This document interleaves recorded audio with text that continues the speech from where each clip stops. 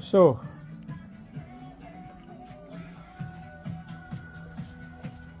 lots of rubbish on the bench, all the tools and everything else. Reason being, it's done. Well, it's 99.95% done, but we'll talk about that in a second.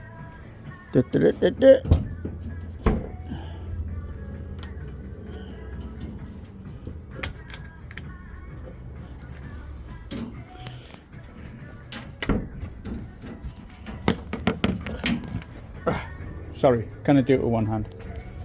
So there we have lovely clean engine bay. You can see, credit the original builder, Mr. Mark Huxley. Top job indeed.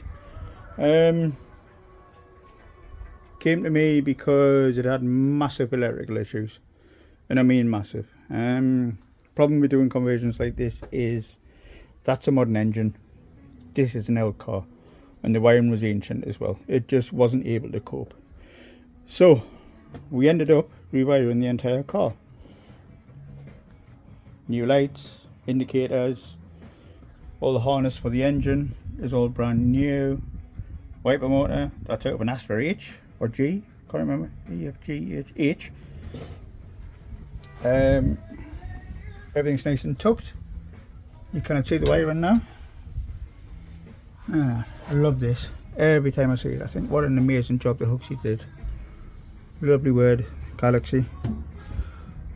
But that is a stage 1.5 maybe, something. It's mapped. I hate saying stages, but it's House of Torque Development ECU,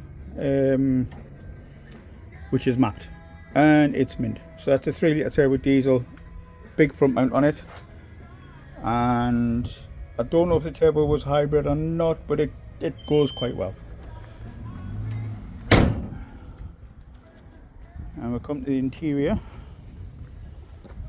Obviously the rear lights are all done now, so twin side lights, twin brake lights, but amber indicators, which American cars don't have.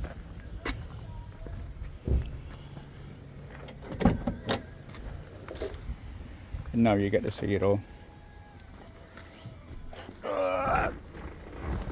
And there we have it.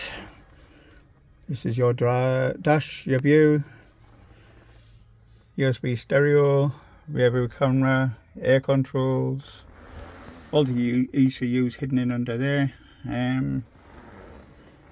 Trims all back in, trims are all back in, dash panels all back in now properly as well, nice and neat. And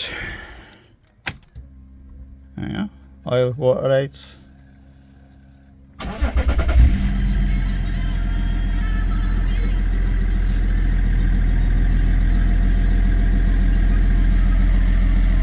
And what we did, because this is such a big car, there's no reverse lights, we do that. There's a reverse camera on the roof now, so nice and neat.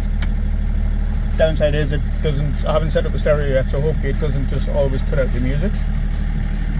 But yeah, some nice little sneaky tweeters just up in there, carries the sound in the front, and it's done. It's going to take it to one of the car meets tonight, and then that's about it.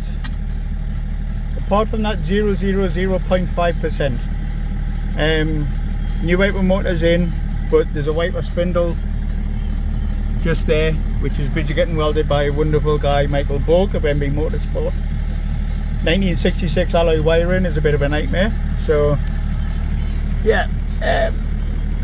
I think he's having a bit of a job welding up this very old alloy, but he's getting there for us, and then that's just literally a case of clipping it in, job's done. Autometer gauges, absolutely love them, absolutely love them. One of the best things when you're doing engine conversions, GPS speedo. So no worry about calibration, nothing like that, it's just all done. It's nice and handy. So we've even got the park light in the dashboard now, and if we take it out of gear, comes out, comes off. Ideal. You see, hazard circuit now, because American cars don't normally have hazards. Indicators, left hand, right hand. Columns all nice and free now. Wipers are here, 2 speeds, slow and high basically. Horn, squishy washers, and then obviously side lights are always on. Come in the high beams, the high beam one light comes on. With the lights,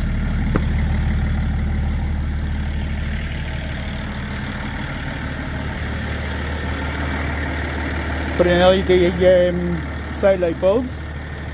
So there's 4 headlights. All the internals are new on these. We use the original housings, but they're all brand new.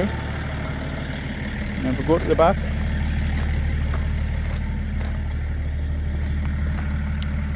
four lights for side lights, and then they double up as brake lights as well. The dual filament bulbs, and the indicators are just in the middle there. One good thing about this is she will tow. Big tow bar that goes into there. And the boot, well, it's just mental. 2 seconds on it. So we just wind this down. Window winds down. And just clip that back in there.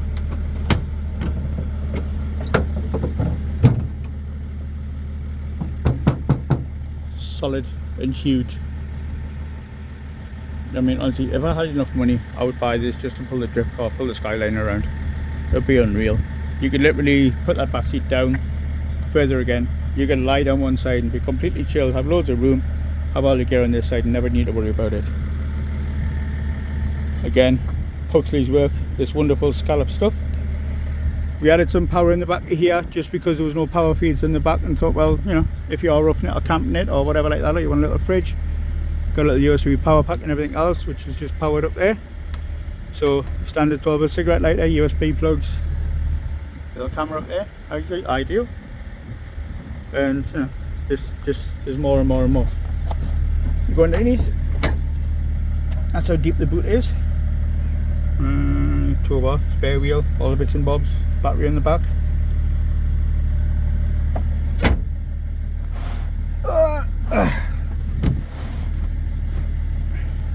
There you go, just a lovely, lovely car. So tonight we'll take us one of the local meets, see how people are doing, show it off, and then she's basically ready. It hasn't been detailed yet, it's just been cleaned down, as you can tell, so it's not as shiny as it will be, but it's, you know, for the condition of the car, it's just mint.